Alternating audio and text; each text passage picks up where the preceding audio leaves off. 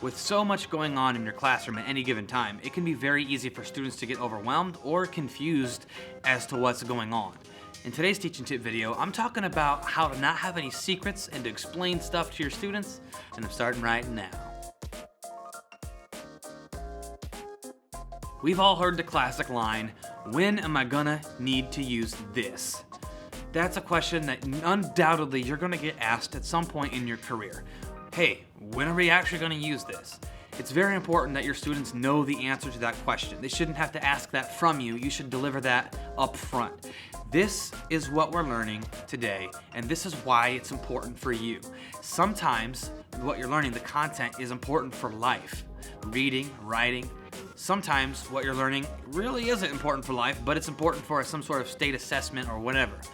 Regardless of your beliefs on standardized tests, you gotta prepare your kids for them. You gotta play the game. There's no benefit to students being in the dark as far as what they're learning and why they're learning it, just as there's no benefit keeping students in the dark about their own data, and sharing that with them is hugely important. A quick tip to make sure that you are delivering on that part of your lesson, explaining to them what they're learning and why, is to make sure that you've got student-friendly I can statements. Before every lesson, audibly say, today's lesson is going to be about. And then if you're younger grades, students can repeat the I can statements audibly. You can chorally, as a class, you can chorally repeat the I can statement.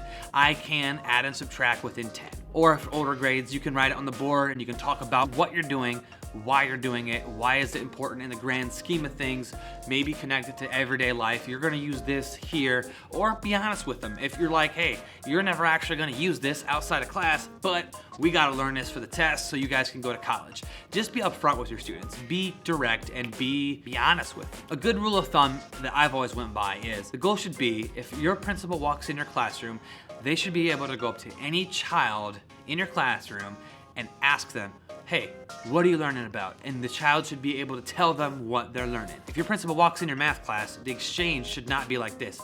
Hey man, what are you doing? I'm doing numbers. Like, that's not good enough. You have to make sure that they can explain what they're doing in any given subject. But also, when you are doing these state assessments and you're doing all this testing, it's very important to let your students know why they're being tested. What's the reason behind the testing? Tell them, what's it about? What's the goal? Where they are, where they need to be, and how you're gonna get them there.